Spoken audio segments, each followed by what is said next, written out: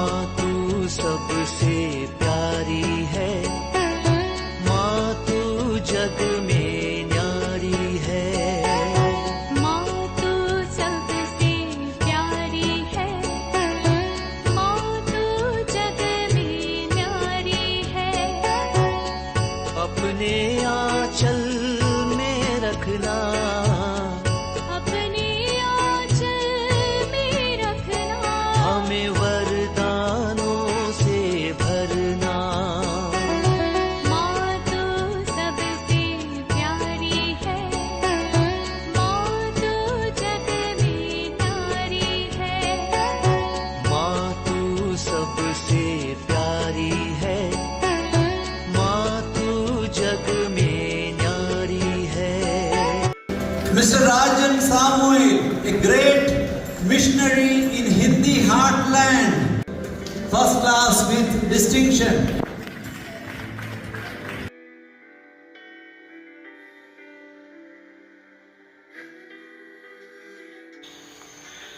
पिता, पुत्र और पवित्र आत्मा के नाम पर आमीन। आप सबों को जय यीशु।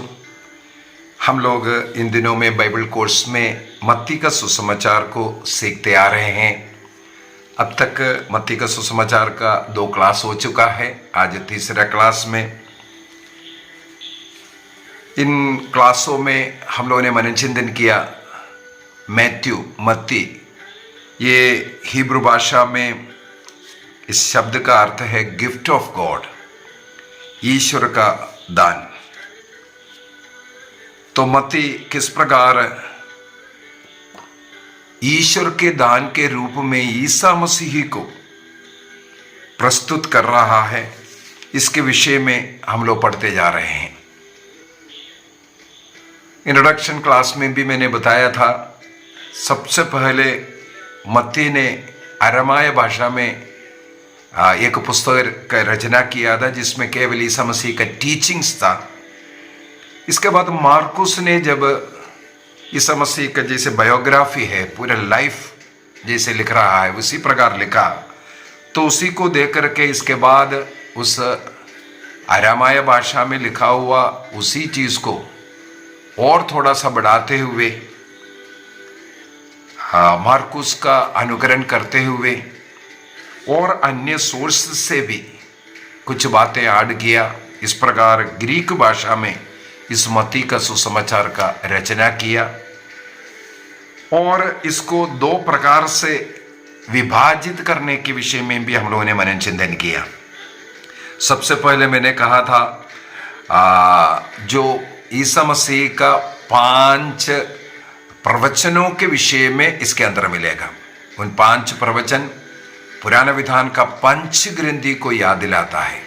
तो यहां पर भी 5 प्रवचन है। उस प्रवचन के पूर्व में कुछ इंट्रोडक्शन विवरण होता है, इसके बाद एक प्रवचन, इसके बाद एक और इंट्रोडक्शन विवरण, इसके बाद फिर एक और प्रवचन। इस प्रकार इंट्रोडक्शन है, इसके बाद प्रवचन, इसके बाद फिर इंट्रोडक्शन, इसके बाद फिर प्रवचन। इस प्रकार 5 प्रवचन है। उन 5 प्रवचन के आधार पर हम लोग मत्ती के सुसमाचार को 5 भागों में विभाजित करते हैं।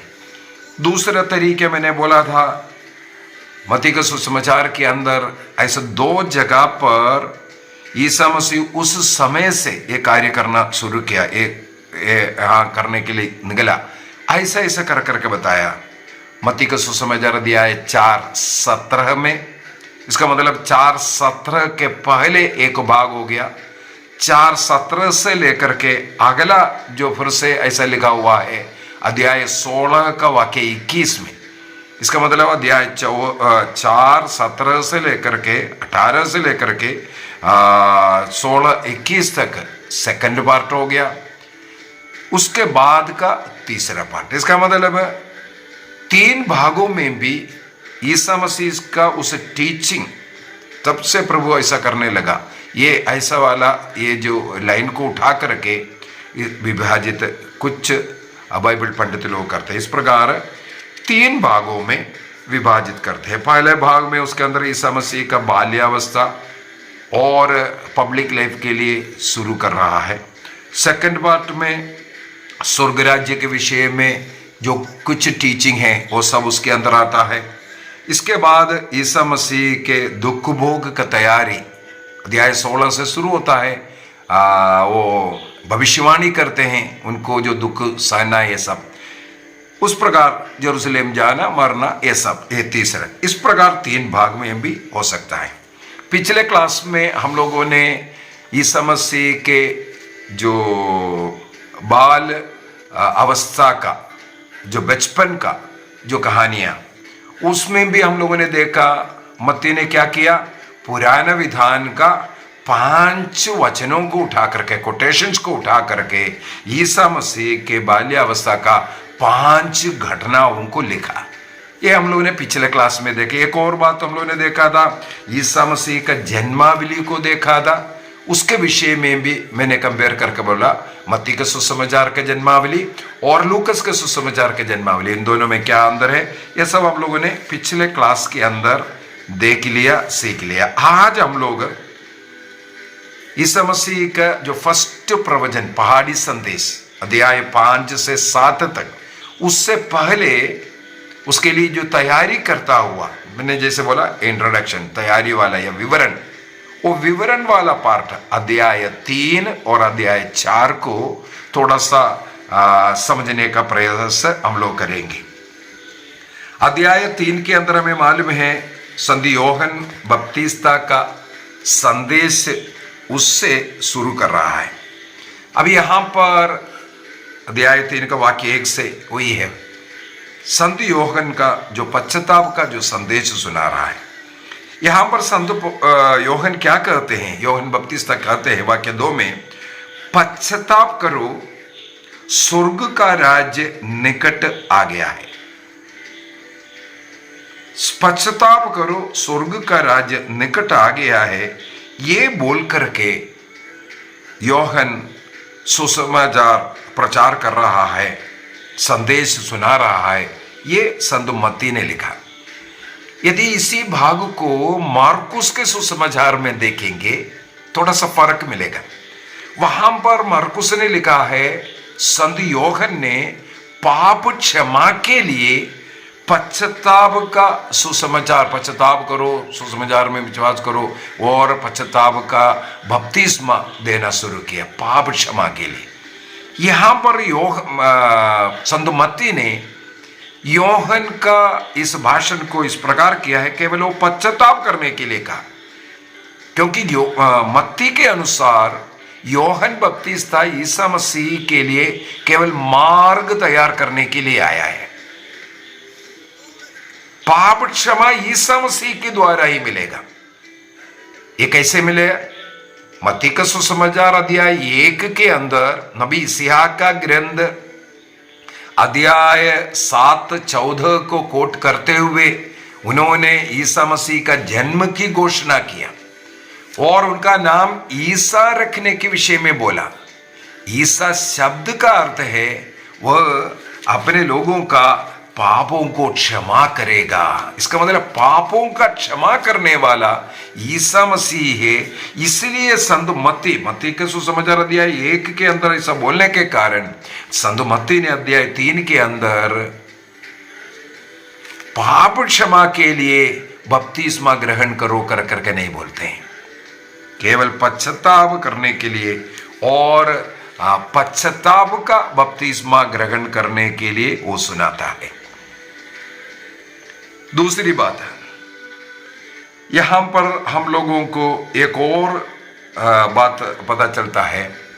ये जो बपतिस्मा है, मैं बपतिस्मा के ऊपर ही एक क्लास और लेने वाला है, क्योंकि हमारे YouTube चैनल में रोज देखने वाली एक बहन ने एक सवाल किया हुआ है, उसका उत्तर देने के लिए एक क्लास अभी जल्दी लूँगा, इसलिए उसमें नहीं जा रहे। लेकिन ये एक यहूदियों का रिचुअल हुआ करता था ये बपतिस्मा, और हमें मालूम है काना में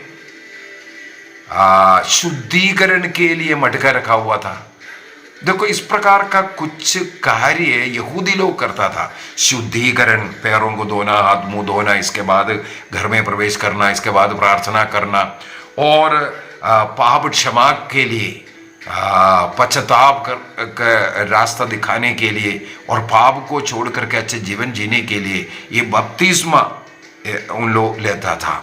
तो वही बपतिस्मा योहन ने यहाँ पर दिया है, ये हम लोग पढ़ते हैं। और योहन के पास अनेकों लोग आ रहा है, फरीसी लोग, सदूकी लोग, नाकेदार लोग सब आ रहा है, और उन लोगों को उनके जीवन के अनुसार ये उपदेश भी देता है। और फटकार करते हुए अध्याय वाक्य 7 के अंदर हम लोग क्या देखते हैं, 7 के अंदर, बहुत से फरीसियों और सदूकियों को बपतिस्मा के लिए आते देखकर यूहन्ना ने उनसे कहा, सांप के बच्चों, किसने तुम लोगों को आगामी कोप से भागने के लिए सचेत किया? पश्चाताप का उचित फल उत्पन्न करो, ये बोल करके। और हम लोग देखते हैं वाक्य 6 के अंदर, लोग अपने पाप स्वीकार करते हुए यरदन नदी में उससे बपतिस्मा ग्रहण करते थे। तो लोग पापों को छोड़ करके, यूहन्ना पश्चाताप करने के लिए और पश्चाताप का उचित फल उत्पन्न करने के लिए, पाप क्षमा कहाँ मिलेगा? ईसा मसीह से मिलेगा, ये करते थे। तो लोग अपने पापों को, गुनाहों को स्वीकार करते हुए, पश्चाताप करते हुए बपतिस्मा ग्रहण करता था। यहाँ पर फरीसी और सदूकी यहूदी धर्म के, ये भी मैंने क्लास पुराने विधान के जो लास्ट भाग में सेकंड टेम्पल के समय पर मैंने इसके विषय में भी बोल करके दिया था। ये सदूकी लोग, ये फरीसी लोग, उनका कैसे ऊपर उठना, उनका शासन कैसे चलना, ये सब हम लोगों ने उस समय पर देख चुका है। इन दोनों में ये फर्क ये है, सदूकी लोग मृत्यु के बाद दोबारा एक जीवन है, एक आनंद जीवन है, मृतकों को जी उठना है, इसमें विश्वास नहीं करने वाले यहूदी है ये सदूकी लोग। लेकिन फरीसी लोग मृत्यु के बाद आनंद जीवन, इसके बाद जी उठने के विषय में विश्वास करने वाले लोग हैं। तो ये बोल करके वहाँ पर हम लोग देख रहा है, ये उपदेश दे रहा है। अभी वाक्य 11 से थोड़ा समय और पढ़ना चाहूँगा।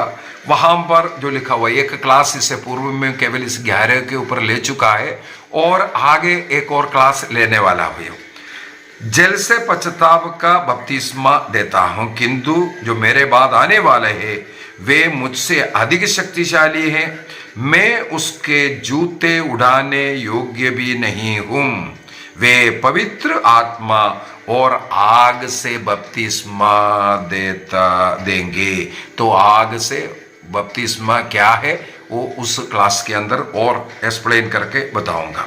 इसके बाद वाक्य 12, वे हाथ में सूप ले चुके हैं जिससे वे अपना कलिहान ओसा कर साफ करे। वे अपना गेहूं बकार में जमा करेंगे और वे भूसी को ना बुझने वाले आग में जला देते हैं। संत मत्ती का एक और स्वभाव को हम लोग यहां देख रहे हैं। अच्छे चीज और बुरे चीज, इन दोनों का विभाजन, बुराई और अच्छाई को अलग करने का ये एक तरीका हमें मत्ती के सुसमाचार में अनेकों जगहों पर मिलेगा। जैसे इधर मत्ती के सुसमाचार अध्याय 3:12 में मिला है, और हमें आगे मिलेगा अध्याय 13 के अंदर, जहां पर स्वर्ग राज्य के विषय में अनेकों कहानियों के तौर पर सिखाते हैं। वहां पर भी हमें मिलेगा अच्छे और बुरे को अलग अलग करने वाला। जाल डाला है, उसके अंदर अच्छी मच्छी मिल गया, ले लिया, बाकी को फेंकने का, ऐसे ऐसा कर करके। तो अध्याय 13 के वाक्य 36 से लेकर के 43 तक और 47 से लेकर के 50 तक, वहां पर अध्याय 13 में भी हम लोगों को इस प्रकार अच्छे को लेना, बुरे को फेंकना, इसको हम देख सकते हैं। उसी प्रकार अध्याय 25 में भी न्याय के दिन के विषय में जो यहाँ पर बता करके दिया है, अच्छे लोगों को दाहिने साइड में और बुरे लोगों को, नरक के योगी लोगों को बाएं साइड में, और दाहिने लोग से कहते हैं आ जाओ स्वर्ग में, क्योंकि तुमने मुझे मैं भूखा था, तूने खिलाया, प्यासा था, पिलाया, ये सब जो बोलने वाला। अध्याय 25 का वाक्य 31 से 46 तक पढ़ेंगे। वहां पर भी हम लोगों को जो अच्छा और बुरा इनका अलग करने का, तो संत मत्ती का एक रचना शैली है।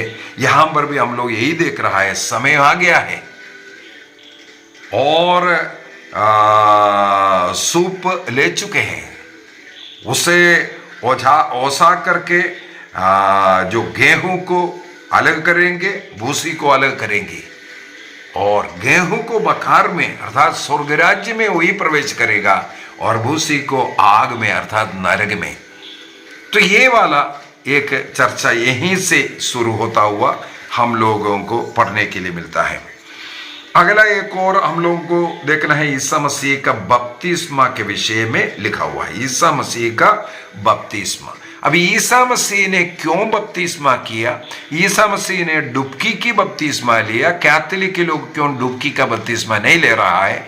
एक सवाल मेरे पास ऑलरेडी आ गया है, उसका जवाब भी अलग एक क्लास के अंदर मैं अभी जल्दी देने वाला हूं, इसलिए उसी के अंदर भी हम लोग नहीं जाएंगे। थोड़ा सा आगे बढ़ते हैं। यहां पर हम लोगों को देखने के लिए यही है, मत्ती के सुसमाचार के अंदर संत मत्ती ने ईसा मसीह को इस्राएल के साथ तुलना किया हुआ है। इस्राएल के साथ तुलना, एक प्रकार इस्राएल जो कार्य किया है वो ईसा मसीह के ऊपर भी आता हुआ। इसलिए अध्याय 4 के अंदर हम लोग विशेष रूप से देखते हैं ईसा मसीह के मरुभूमि में जो परीक्षा, बपतिस्मा के बाद आत्मा उसमें उतराया, वो आत्मा उन्हें मरुभूमि लेकर के जाता है। इस्राएली लोग मिस्र देश की गुलामी से मरुभूमि में प्रवेश किया था। यहां पर ईसा मसीह को आत्मा मरुभूमि लेकर के जा रहा है।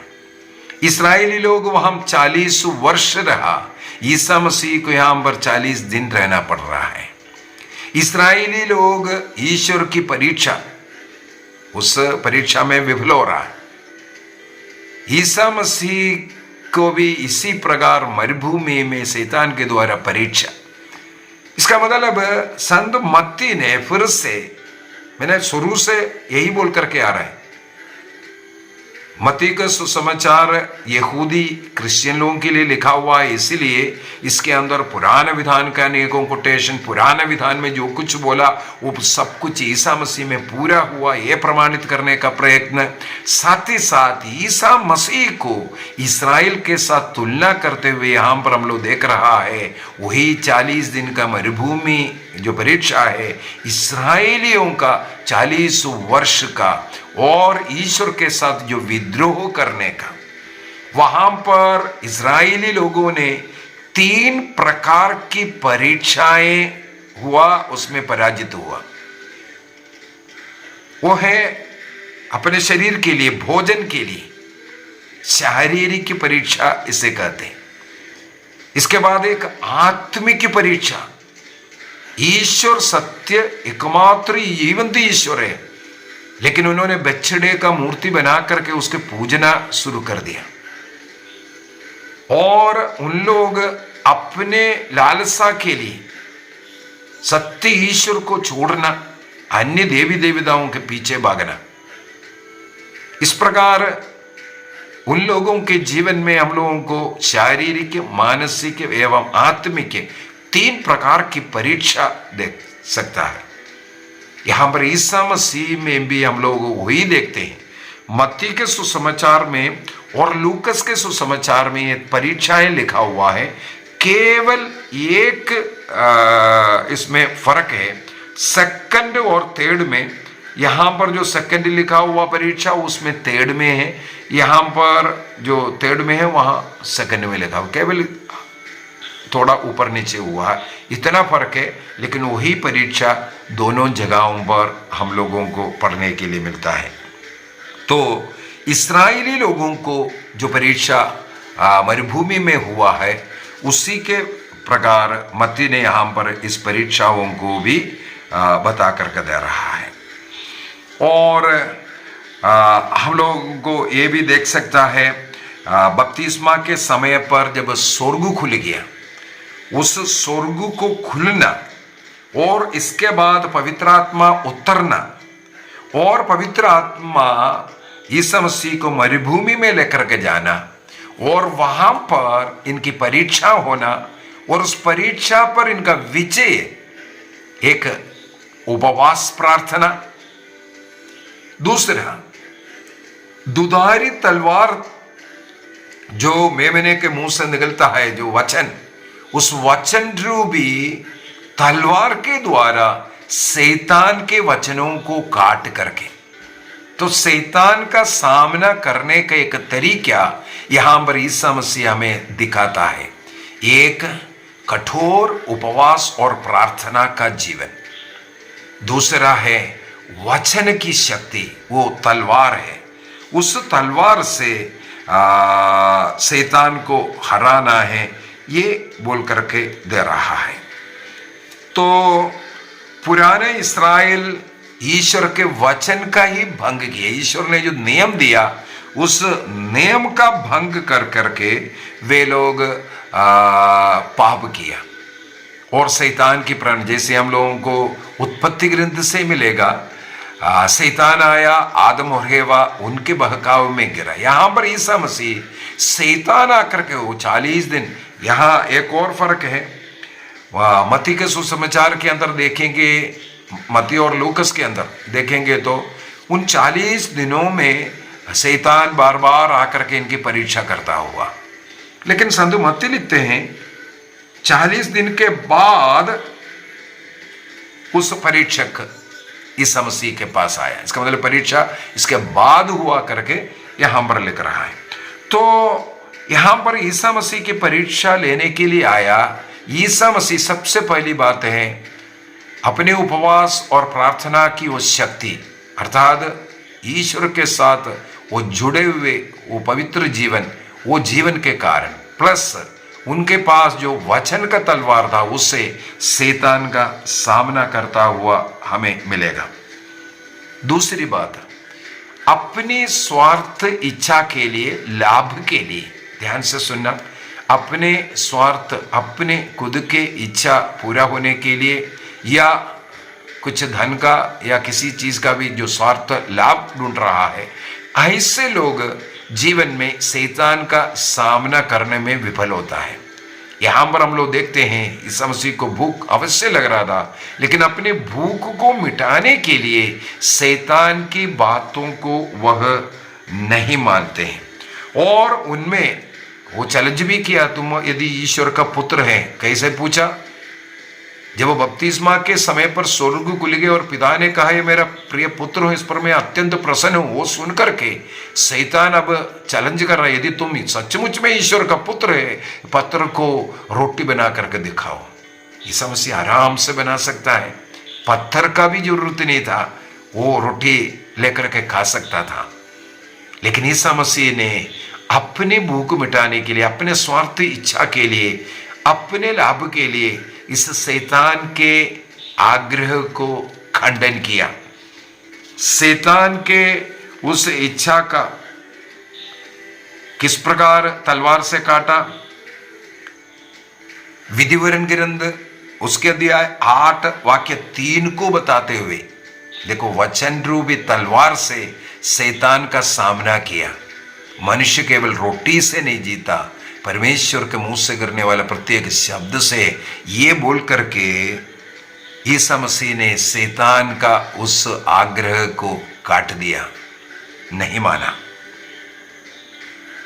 दूसरी बात, शैतान ने उन्हें पवित्र नगर लेकर के गया, ऐसा लिखा है पवित्र नगर। अभी पवित्र नगर संत मत्ती ने क्यों लिखा, ये भी एक बात होता है। संत मत्ती ने पवित्र नगर लिखने के पीछे का कारण है, यहूदी लोगों के लिए यरूशलेम पवित्र नगर है। यदि हम लोग मार्कुस का सुसमाचार और लूकस का सुसमाचार देखेंगे, वहां पर यरूशलेम लिखा हुआ मिलेगा, लेकिन यहां पर संत मत्ती ने उसको पवित्र नगर लिखा, क्योंकि यहूदी क्रिश्चियन लोगों के लिए लिखा है, उनके लिए यरूशलेम पवित्र नगर है। इसी वजह से वहां पर नीचे कूदने के लिए कहते हैं, यरूशलेम मंदिर के ऊपर से नीचे कूदने के लिए। तब प्रभु यीशु मसीह फिर से विधिवरण ग्रंथ अध्याय 6 वाक्य 16 को बोलते हुए ईश्वर की कभी परीक्षा नहीं करना चाहिए, ये बोल करके उसको काट दिया। वो कूद सकता था, उनको कुछ होता नहीं। और यहां पर हम लोग देखते हैं शैतान भी वचन बोला। स्तोत्र ग्रंथ 91 का वचन बोल करके ईसा मसीह से कहते हैं, क्योंकि वचन में स्तोत्र में लिखा है कि तुम्हारे विषय में तुम नीचे कूदेंगे, लेकिन स्वर्गदूत आकर के उनके हाथों में उठाएगा, तुम्हारे पैरों को पत्थर से चोट नहीं लगेगा, यह लिखा हुआ है, इसलिए कूद करके दिखा दो। तब ईसा मसीह ने विधिवरण ग्रंथ 8:16 बोल करके बोला, ईश्वर की परीक्षा नहीं करना है। शैतान के उन वचन को काट दिया। दूसरी बात, शैतान वचन को हम लोग देखेंगे, हां सत्य तो बोला है, ऐसा तो लिखा हुआ है। इस प्रकार शैतान विश्वासियों को मन फिरा करके पाप में गिराएगा, पाप में लेकर के जाएगा। पवित्र कलीसिया का सदस्य है, लेकिन वहां से छुड़ाने के लिए बाइबल का ही वचन बोल करके लगेगा। बिल्कुल सही बात है। जैसे मैंने कई बार उदाहरण बोल करके दिया है, जिसको वचन ज्यादा मालूम नहीं है, उनके पास कुछ लोग आते हैं, देखो यहां लिखा हुआ है मूर्ति पूजा नहीं करना, मूर्ति के सामने दंडवत नहीं करना, मूर्ति के सामने हाथ नहीं जोड़ना। तुम लोग देखो माता मरियम के सामने, माता मरियम भी नहीं बोलते, मरियम के सामने हाथ जोड़ते हैं, मूर्ति रखा है, क्या क्या नहीं बोलते हैं। वो लोग सोचेगा हाँ सही बात है, यहां तो बाइबल में लिखा हुआ है मूर्ति, यहां ये भी तो मूर्ति है, क्योंकि उनको मालूम नहीं है मूर्ति क्या होता है। तो इस प्रकार थोड़ा अज्ञान या ज्ञान में थोड़ा कमी है, कमजोर है, उनको शैतान इस प्रकार गिराता है। ईश्वर से, ईश्वर की कलीसिया से दूर करने का प्रयत्न शैतान बाइबल का वचन ही बोल करके आएगा। तीसरा में शैतान ने केवल एक ही छोटा सा आग्रह किया, मेरे सामने थोड़ा सा दंडवत कर लो तुम, ये दुनिया का सब कुछ तुम्हें देगा। सब कुछ सृष्टि करने वाला व्यक्ति से शैतान कहते हैं सब कुछ मेरा है और सब तुम्हें दूंगा, तुम मेरी आराधना कर लो। ये कैसे शैतान के पास आया? ईश्वर ने आदि में आदम और हेवा की सृष्टि किया, सारी सृष्टि के ऊपर उन्हें रखा, उसका मालिक ही बनाया। इसका मतलब सारी सृष्टि का मालिक आदम और हेवा, मनुष्य को रखा था। लेकिन मनुष्य ने एक बार इस शैतान के सामने दंडवत कर अपना मालिकाना जो अधिकार है वो किसको दे दिया? शैतान को दिया। इसलिए शैतान कहते हैं अभी मैं मालिक हूं इसका, तुम भी मेरे सामने थोड़ा सा दंडवत कर लो, तुम्हें दे दूंगा ये आग्रह। वहां पर हम लोग देखते हैं विधिवरण ग्रंथ अध्याय 6 वाक्य 13 का वचन बोल करके शैतान को वहां से भगाते हैं। केवल ईश्वर की आराधना करना है, उससे छोड़कर किसी का नहीं। केवल ईश्वर के सामने दंडवत करना है, उससे छोड़कर किसी का नहीं। निर्गमन ग्रंथ अध्याय 20 वाक्य 2 से 6 तक पढ़ेंगे, वहां पर भी मैं एकमात्र ईश्वर, मेरे सिवा कोई नहीं, ये बोल करके हम लोगों को देखने के लिए मिलेगा, पढ़ने के लिए मिलेगा। यह है परीक्षा। इसके बाद शैतान को ईसा मसीह भगाते हैं।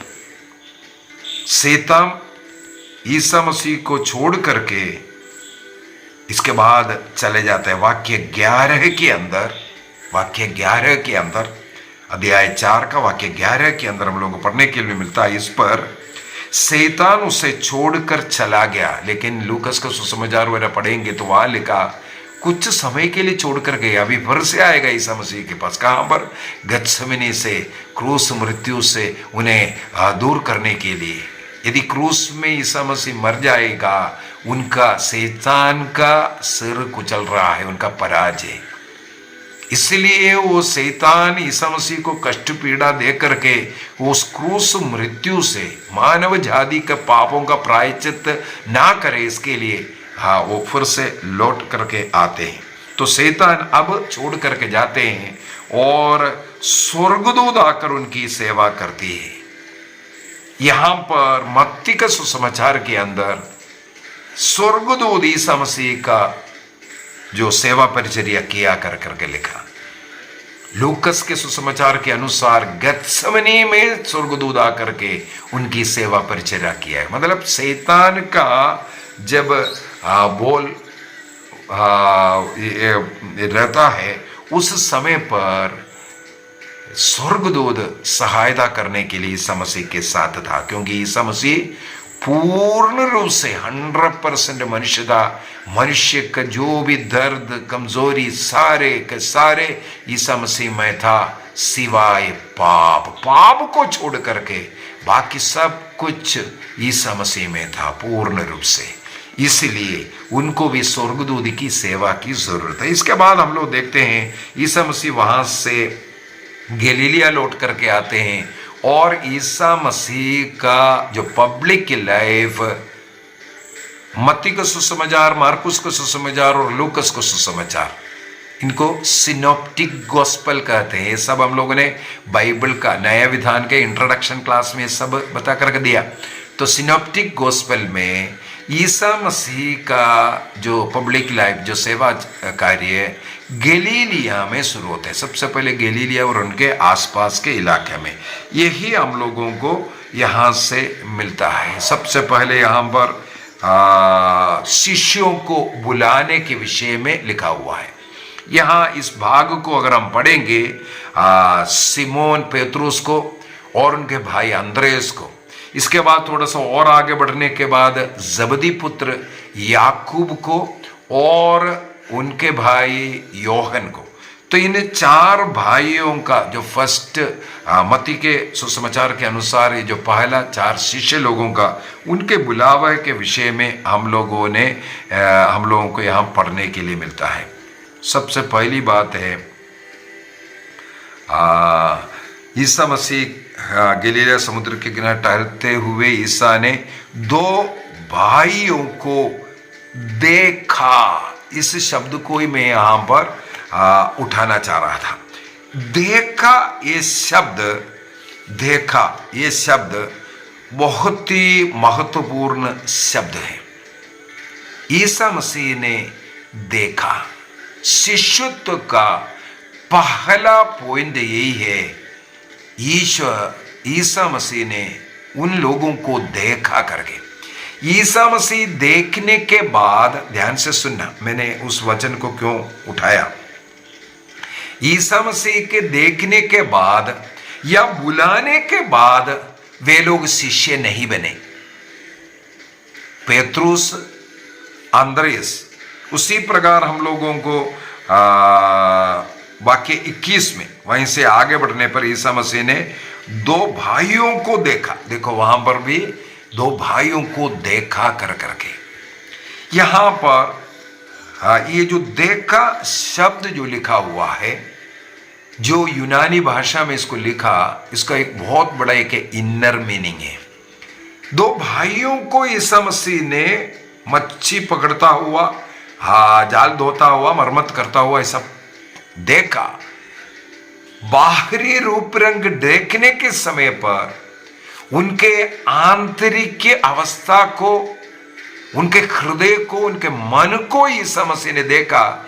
इसी यूनानी शब्द को इस्तेमाल किया। देखो इस प्रकार का इस शब्द के लिए यूनानी भाषा में कई वर्ड है, कई यूनानी शब्द है। उनमें बाहरी रूप देखते वक्त आंतरिक स्वभाव, अंतर को देखने वाला, उस देखने वाला शब्द को यहां पर इस्तेमाल किया है। देखो इसका मतलब शिष्यत्व का पहला जरूरी बात यह है, ईसा मसीह या ईश्वर उस व्यक्ति को देखना चाहिए। अभी यहां अगर पूछें ईसा मसीह ने उन शिष्यों में अंदर में क्या देखा, ईसा मसीह ने उनमें ये देखा पिता के द्वारा, जैसे यिर्मयाह का ग्रंथ अध्याय 1 वाक्य 5 में लिखा है, तुम्हारा जन्म से पहले ही तुम्हें चुना हुआ है। यिर्मयाह के विषय में हम लोग पढ़ रहे हैं तुम्हारे जन्म के पहले।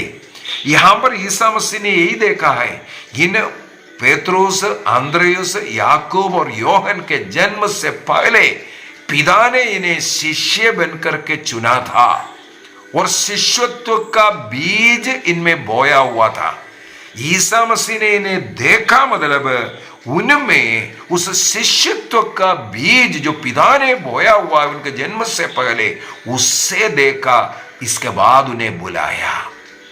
जिनमें ये शिष्यत्व का बीज बोया उन्हें ईसा मसीह ने बुलाया, ये बता करके दे रहा है। आगे इसके बाद प्रभु ने बुलाना, सेकंड है बुलाना। तीसरा उनके पीछे जाना। चौथा एक और कार्य है, जो कार्य कर रहा था, जो कुछ था, उनको त्यागना। जब ये 4 कार्य होगा तभी वो एक शिष्य बनेगा। यहां पर ईसा मसीह ने ये नहीं बोला आओ मेरे पीछे आओ, मैं तुम्हें मंत्री बनाऊंगा, मैं तुम्हें इतना धन दूंगा, तुम्हारा रोग दूर हो जाएगा, तुम्हारा नाव ठीक हो जाएगा, तुम्हें मछली दे देगा। ईसा मसीह ये सब वादा नहीं कर रहा है। ईसा मसीह ने बोला मेरे पीछे आ जाओ,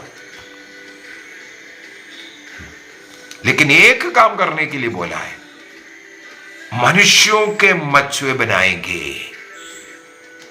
जो पाप के दलदल में पड़े हुए आत्माएं जो नष्ट हो रहा है, उन आत्माओं को पकड़ने का, उन आत्माओं को ईश्वर के लिए पकड़ने का, स्वर्ग राज्य के लिए उन्हें योग्य बनाने का कार्य, मनुष्यों को पकड़ने वाला मछुआ तुम्हें बनाऊंगा बोल करके उन्हें बुला रहा है। यदि हम आज क्रिस्त को जान रहा है, यदि हम आज क्रिस्ती है, इसके पीछे का कारण है हमारे जन्म से पहले ईश्वर ने निर्धारित किया था। इस क्रिस्तत्व का, जो क्रिस्तीय विश्वास में आने का एक बीज हमारे अंदर बोया था। इसलिए हो सकता है हमारा जन्म क्रिस्तीय परिवार में हुआ, या क्रिस्तीय परिवार में नहीं था, फिर भी हमें वो बुलाहट, वो आकर्षण क्रिस्ती की ओर विश्वास आया, क्योंकि ईश्वर ने बोया हुआ वो बीज, जन्म से पहले बोया हुआ वो बीज यहां खिलना शुरू हुआ। वहां पर हमें एक ही कार्य करना है, प्रभु के लिए आत्माओं को बचाने का कार्य है। केवल एक ही कार्य यहां दिया हुआ है, यदि तुम मेरे पीछे आएगा तुम्हें ये मच्छी पकड़ने वाला बना दूंगा, तुम्हें धनी बनाऊंगा, तुम्हारे रोगों को दूर करूंगा, तुम्हारे घर को, तुम्हारे बच्चों को पालन, कुछ नहीं बोल रहा है। मैं तुम्हें मच्छी पकड़ने वाला नहीं, मनुष्य को पकड़ने वाला बना दूंगा, ये बोला। उनके पीछे होना। 4 कार्य देखा, बुलाया, पीछा किया, सब कुछ को छोड़ा। ये 4 कार्य शिष्यत्व के लिए जरूरी है।